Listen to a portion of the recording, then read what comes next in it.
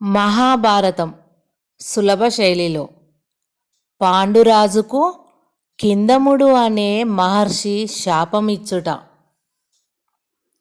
ఒకనాడు పాండురాజు దిగ్విజయ యాత్ర చేయడానికి తనకు అభిమతంగా ఉందని, తన కోరికను అంగీకరించమని భీష్ముని మ్రోల విన్నవించాడు. భీష్ముడు పరమానందంతో పాండురాజును ఆశీర్వదించి దిగ్విజయయాత్రకు పంపించాడు. అలా భీష్ముని అనుజ్ఞను ఆశీస్సును స్వీకరించి పాండురాజు అపార సైన్య సమేతుడై కదిలి దేశాలు జయించాడు. 4 దిక్కుల చివరల వరకు ఉన్న భూపాలకులందరినీ కూడా జయించి వారిని మిత్రులుగా సామంత్రులుగా స్వీకరించి దిగంతాలలో కురువంశ పథకాలను ప్రతిష్ఠించి రాజులందరూ భక్తితో తనకు సమర్పించిన అపారమైన సంపదతో పాండురాజు హస్తినాపురానికి మరలాడు. రథ గజ తురగ పదాతి బలాలను ఎన్నింటినో రాజులు ఆ రాజ మార్తాండునికి బహుకరించారు. వజ్ర వైడూర్య మరకత మాణిక్య నీల గోమేదిక పుష్యరాగాది నవరత్నాల మూటలను, లెక్కలేనంత ధన భాండాలను, సువర్ణ సంతతులను 1000 ఏనుగుల మీద మోయించుకుని ఆదిశేషుని తల కృంగిపోయేటట్లు భూమి చలిస్తుండగా పాండురాజు అపరిమితమైన ఆ సంపదను, అపారమైన సైనిక దళాలను వెంట తీసుకొని హస్తినాపురం ప్రవేశించాడు. ఆ వీరకుమారుని విజయయాత్రా కథనం విన్న భీష్ముడు ఉప్పొంగిపోతూ పురమంతటిని చక్కగా అలంకరింపజేశాడు. పౌరకాంతలు తమ తమ ఇళ్ల ముందు పన్నీటి జల్లుల జల్లి ముత్యాలతో ముగ్గులు పెట్టారు. ఇంటింటికి తోరణాలు వెలయించారు. మంగళ వాయిద్యాలను ప్రతి ఇంటి ముందు మారుమ్రోగజేశారు. ఇక రాజమందిరంలోని వేడుకలకు అంతు లేకుండా పోయింది. పాండురాజు జైత్రయాత్ర విరాజితుడై పౌరవనితలు తన మీద పూల వర్షం కురిపిస్తూ ఉంటే, ప్రజలు భక్తిగా నమస్కరిస్తుంటే చిరునవ్వులతో అందరినీ కలియజూస్తూ రాజప్రసాదం చేరుకున్నాడు. భీష్మునికి ప్రణామం చేయగానే ఆ మహనీయుడు పాండురాజును బిగి కౌగిట పొదివి పట్టుకొని శిరస్సున ముద్దు పెట్టుకొని సర్వబంధుజనులు చూస్తుండగా ఇలా సంభావించాడు. నాయనా, చిరకాలం మరుగున పడిపోయిన కురుకుల ప్రాభవ కాంతులను మళ్ళీ దిగ్దిగంతాలలో వెలయించి వచ్చావు. మన వంశానికి మూల పురుషులైన యయాతి, పూరుడు, భరతుడు మొదలైన చక్రవర్తుల యశచంద్రికలకు మరింత మెరుగు పెట్టావు. శంతన మహారాజు కీర్తిని శాంతంగా విస్తరించి వచ్చావు. నీ వల్ల మేమందరం చరితార్థులమయ్యాము అన్నాడు భీష్ముడు. భీష్ముని ప్రశంసలకు అందరూ సంతోషించారు. ధృతరాష్ట్రుడు తమ్ముణ్ణి కౌగిలించుకొని మురిసిపోయాడు. సత్యవతి ఆనందానికి మేరలేకపోయింది. అనంతరం నిరతాన్నదానాలతో కోరిన ధనరాశులను సమర్పించి యాజకులను భూసురులను తృప్తిపరుస్తూ భీష్ముడు పాండురాజు తెచ్చిన అనంతమైన ఐశ్వర్యంతో ధృతరాష్ట్రుని చేత 100 అశ్వమేధాలను చేయించాడు. ఆ విధంగా తనను ఉద్ధరించిన తమ్ముణ్ణి ధృతరాష్ట్రుడు ఎంతో ప్రేమతో చూశాడు. తన సర్వ సంపదలు తన తమ్మునివేనని బంధుమిత్రులతో పదే పదే చెప్పుకునేవాడు. భీష్ముని పర్యవేక్షణలో, పాండురాజు బాహుబల పరిరక్షణలో, విదురుని విజ్ఞాన గరిమలో ధృతరాష్ట్రుడు హస్తినాపుర మహాసామ్రాజ్యాన్ని చల్లగా పరిపాలించసాగాడు. అతని ఏలుబడిలో భూమి సస్యశ్యామలంగా పులకరించిపోయింది. పైరులు ఇబ్బడిగా పండసాగాయి. దేశం సుభిక్షమైంది. ఎక్కడ చూసినా శాంతి భద్రతలు సుస్థిరంగా నెలకొని ఉండిపోయాయి.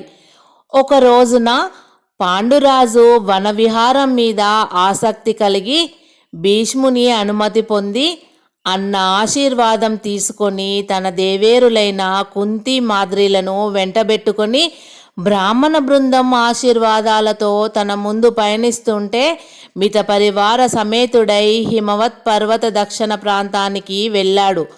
ఒకచోట శిబిరం నిర్మింపజేసుకొని సైనిక సముదాయం తనను సేవిస్తుండగా ప్రశాంతంగా ఆ పర్వతం మీద కొన్ని రోజులు గడిపాడు.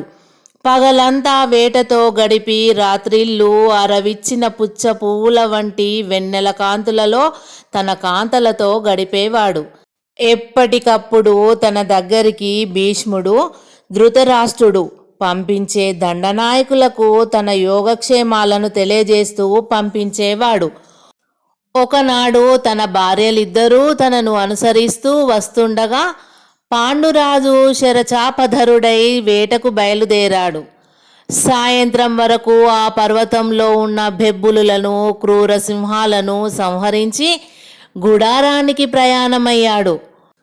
వేటలో క్రూర మృగ శిక్షణలో భర్త చూపిన నేర్పుకు మురిసిపోతూ ప్రస్తుతిస్తూ కుంతి మాద్రులిద్దరూ ఆ మహారాజుకు ఇరువైపులా శ్రీదేవి భూదేవి రూపుదాల్చి వచ్చినట్లుగా ఆ రాజన్యుణ్ణి సేవిస్తూ నడవసాగారు.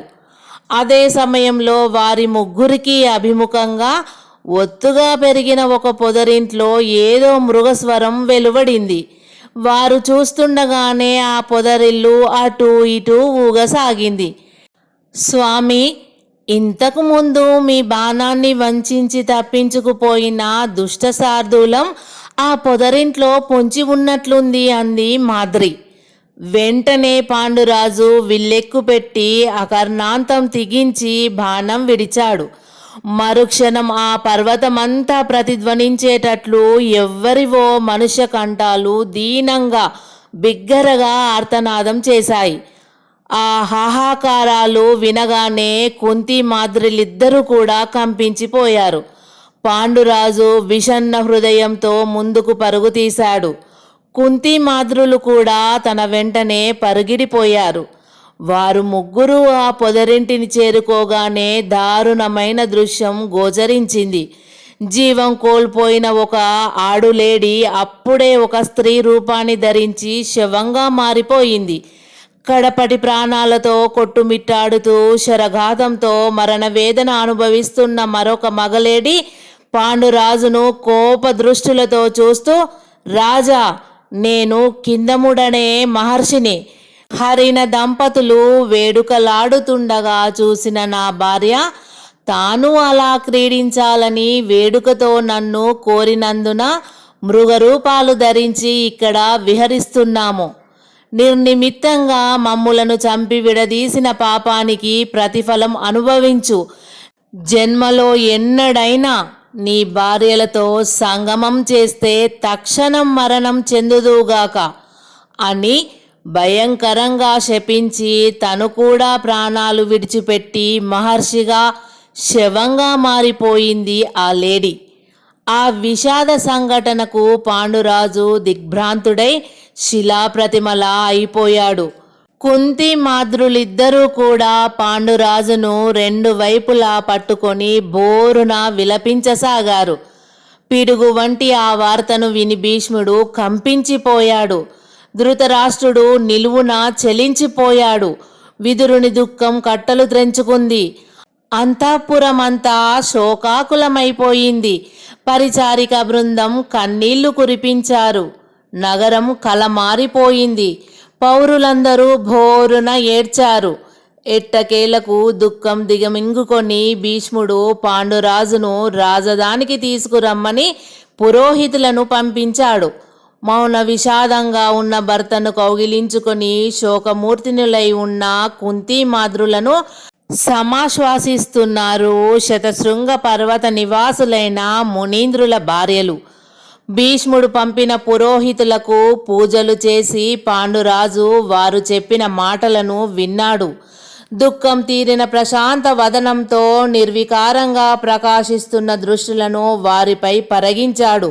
నిండుగా నిశ్చలంగా దృఢంగా ఇలా అన్నాడు, మహాత్ములారా, దురదృష్టవశాత్తు శాపగ్రస్తుడనైన నేను నగర ప్రవేశం చెయ్యను.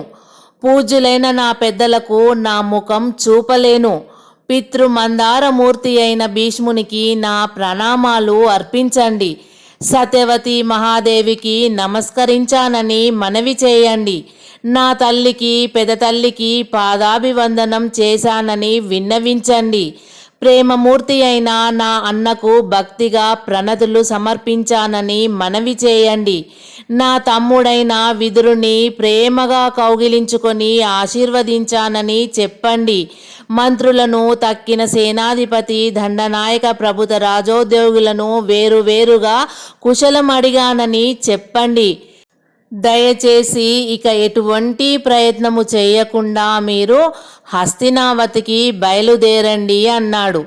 ఈ కొండలో ఒంటరిగా ఎలా ఉంటావు మహారాజా? ఒక పురోహితుడు విషాదంగా అడిగాడు. ప్రకృతి భోగాల మీద నాకు ఆసక్తి నశించిపోయింది. ముక్తిదాయకమైన విరక్తి నన్ను ఆవరించుకుంది.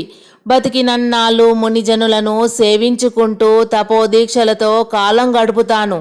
ఈ నిర్ణయం కూడా భీష్మాదులకు వివరించండి. మళ్ళీ ఎవరిని నా కోసం ఇక్కడికి పంపించవద్దని నా మాటగా విన్నవించండి అని పాండురాజు అలా దృఢంగా అనగానే పురోహితులు చేసేది ఏమీ లేక మౌనంగా ఆ మహాభాగ్యుణ్ణి దీవించి విచారవదనాలతో హస్తినాపురానికి వెళ్ళారు.